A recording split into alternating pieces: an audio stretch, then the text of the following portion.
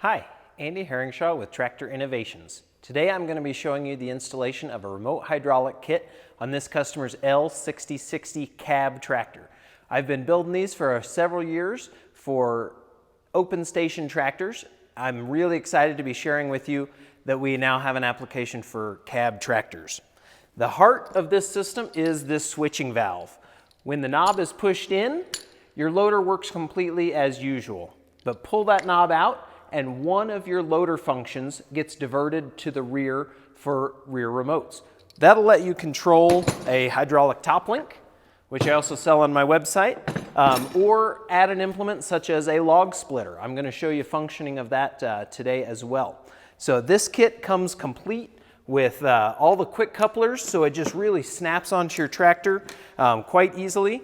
Comes with rear agriculture style quick couplers, so you can always mate that up to lots of implements. You can find spare tips for that at your local ag store, and comes with a bracket to mount those in, all the hardware you need, zip ties. It's really a complete kit that you can have on your tractor often in under an hour. I've got a few tools here with me. This tractor, we will just need to drill a hole to mount the valve, and a couple wrenches and a magnetic parts bowl. That saves me a lot of hassle. So watch along and let me show you how we install this. I've got all my hoses stretched out beside the tractor with all the quick couplers right up here ready to go onto the tractor quick couplers. This customer has chosen to install the kit on his lift function, which is the white and yellow quick couplers on the tractor. So that's where we're going to plug this right in. You can see we've got a female coupler, male coupler. So it's just this easy. Before you disconnect anything, reach in the tractor and make sure all the pressure is off of the hydraulics. If you disconnect something under pressure, it's going to be really hard to connect back. So first, we're going to do the white coupler here. Disconnect from the tractor, and we can immediately put that right onto the male white of this kit.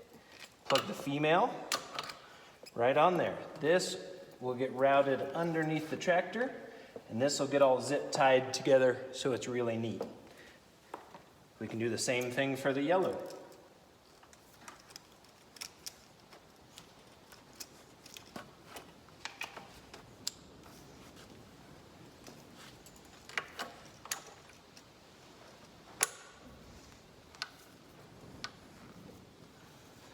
All right, and then I'm just going to feed hoses through until I'm satisfied with where those are running. I don't want them sticking out. I don't want them sticking into the wheel anywhere. So by running that yellow hose through, it'll be a nice, neat routing.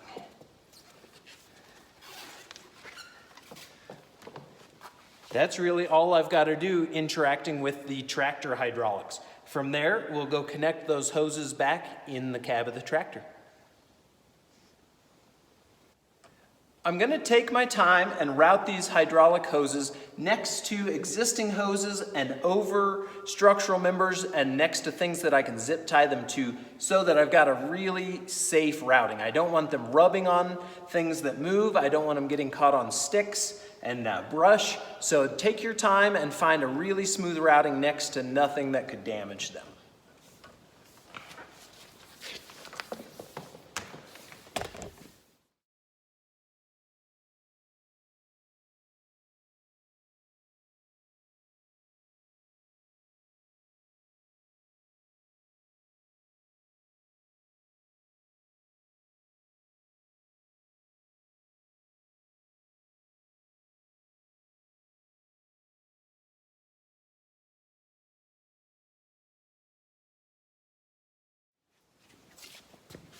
The hoses are run up over this axle. They're just kind of a mess back here as I shove them through, so I'll get them out, straighten them.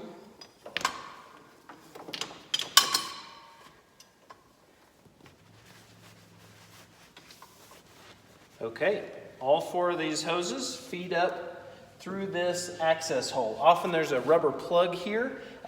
When I got to this tractor, the rubber plug was already gone. but feed all 4 of those hoses up and into the cab.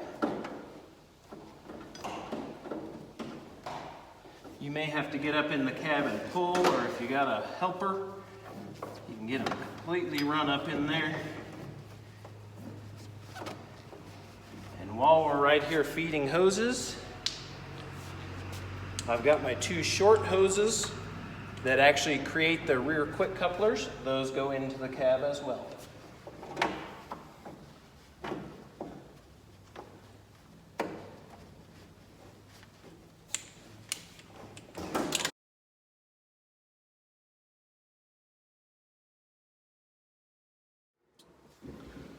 I've got all 6 of my hoses run up into the cab, and now I'm ready to mount the valve.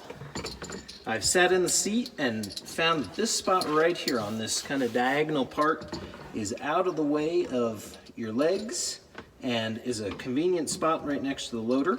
So all we've got to do is mark 2 holes. We'll drill and mount this valve right here. The only tough part here is getting behind this panel to put your lock nuts and washers on. So what I'm going to have to do is loosen these 4 bolts with a 10mm wrench in order to kind of lift this panel up to get my backer nuts on there.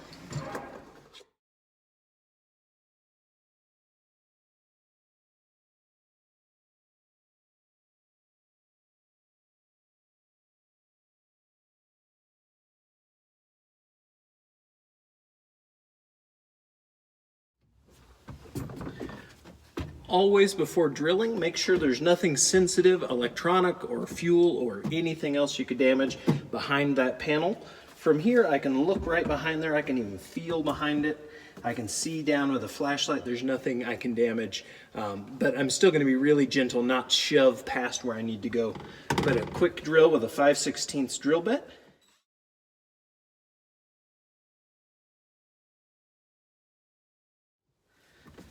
That's all it takes.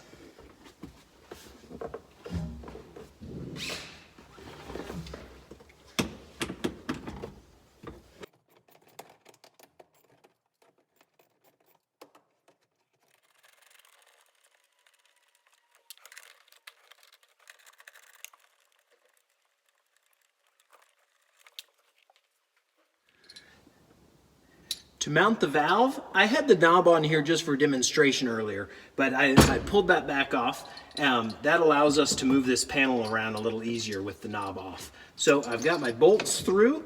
I'm going to put a washer on the back so that it sandwiches that plastic panel really well and distributes the stress. Put the bolts through. All right, on the back is going to go a washer, lock washer, and nut.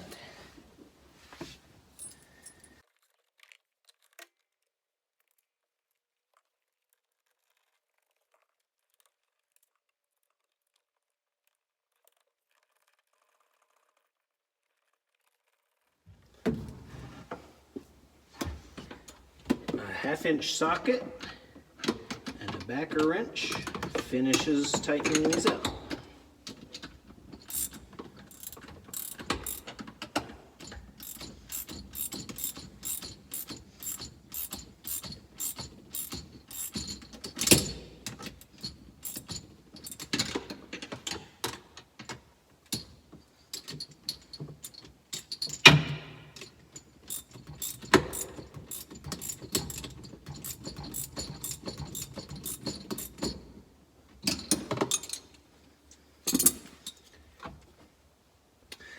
That's often the hardest part of the kit, is mounting the valve. We've got a secure mounting there, so I can put this panel back in place.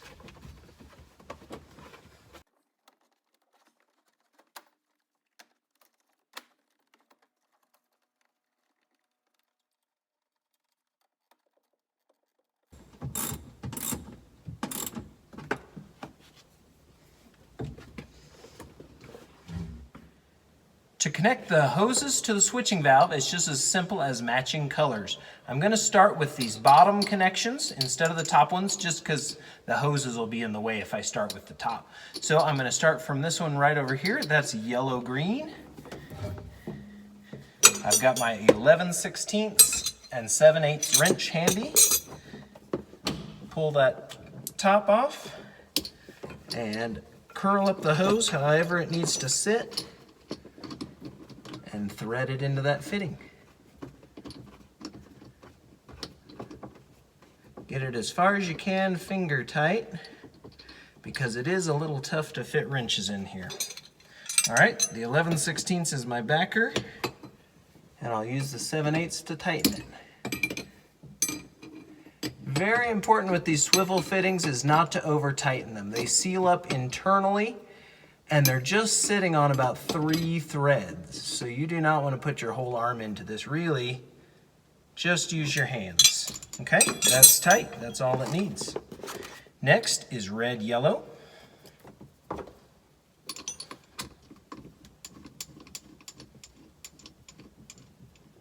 And we'll situate all these hoses when we're done, but do try to keep them straight as we go here.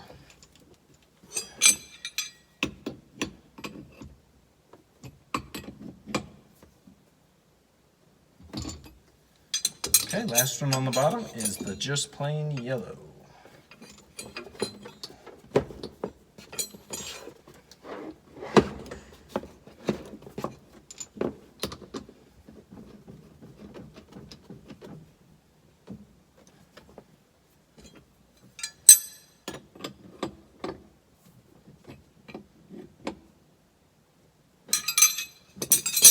Okay, on the top is white green.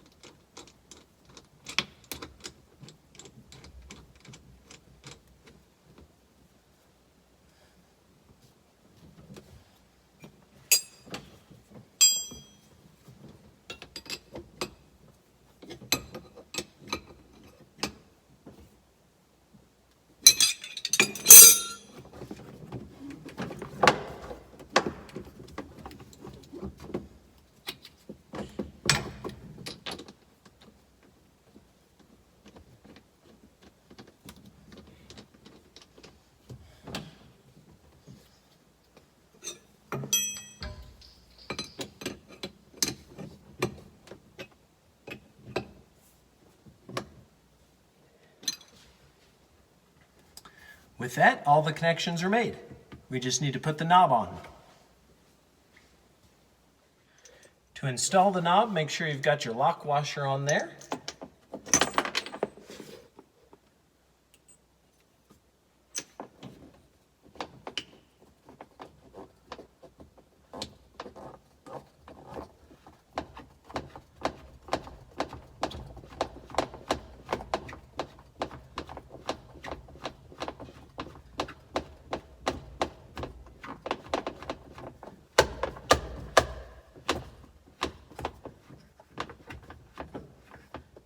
All right, to do the last bit of tightening, I need to grab a hold of this piston with a pair of pliers, but I want you to be careful. Do not grab in here, inside the circlip, because that part has to slide into the body of the valve. So you can pinch on the outside of that circlip and finish tightening the knob. On that last step in connecting all the hoses, you notice I had a bunch of hose sticking out here. It really looked like it'd be in the way of this pedal, but I took my time and pushed the hoses back and really tightened up this package right here, so it's really not in the way at all. Also, take a look at this picture. I did not pay attention to my hoses and got one kind of wrapped up and kinked. Had to disconnect it and reconnect it to really tighten this up. So now it really sits in here well, easy to reach, easy to control, and we're ready to connect to the back.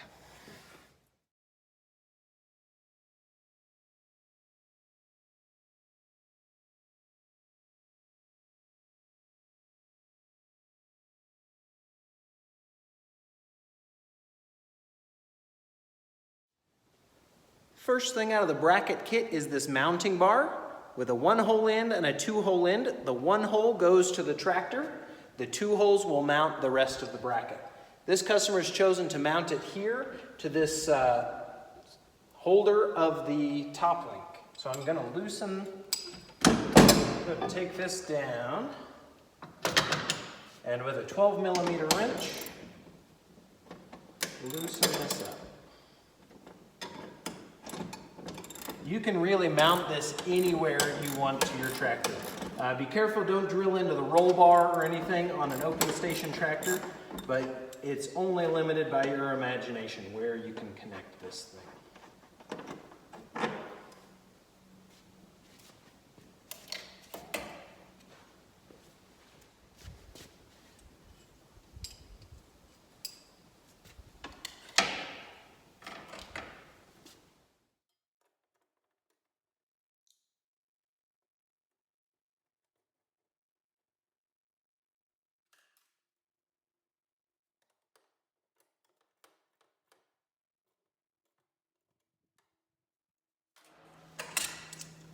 Okay, now we're going to pre-assemble these W brackets by putting in just the outside bolts and nuts.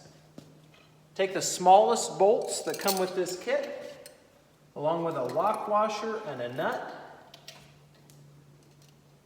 and install those just enough so that the nut doesn't fall off. We want plenty of room for it to be able to spread apart.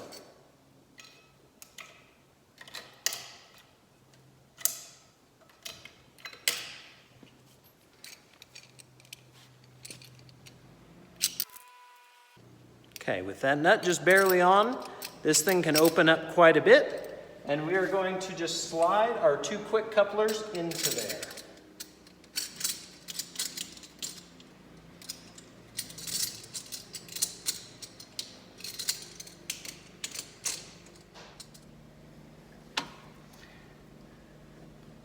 You can now slide this completed W bracket setup onto the mounting bar.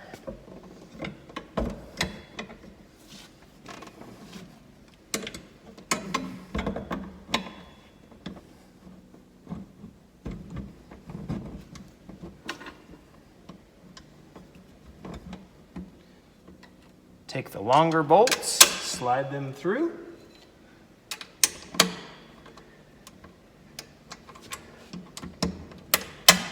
And you'll complete it with a lock washer and nut.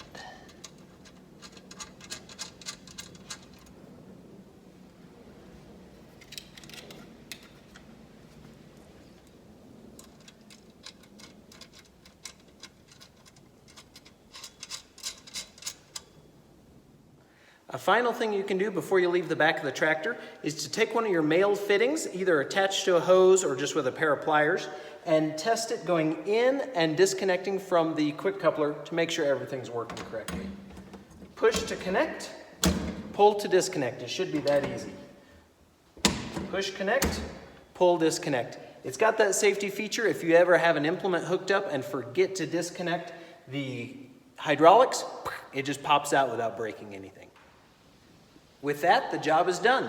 The simplest and most affordable way to get remote hydraulics on your tractor. I build these for tractors with cabs, also open station tractors of all brands, all models. Give me a call. Let me see what I can do for you. Check out my website right below. Don't forget to like and subscribe, and stay tuned. I'll show you how this works. With the knob pushed in, I have my loader controlled just as usual. I can lift and dump. With the knob pulled out, now I've traded my lift function. Take a look, my loader stays right where it's at, but in and out with the loader function controls the hydraulic remote.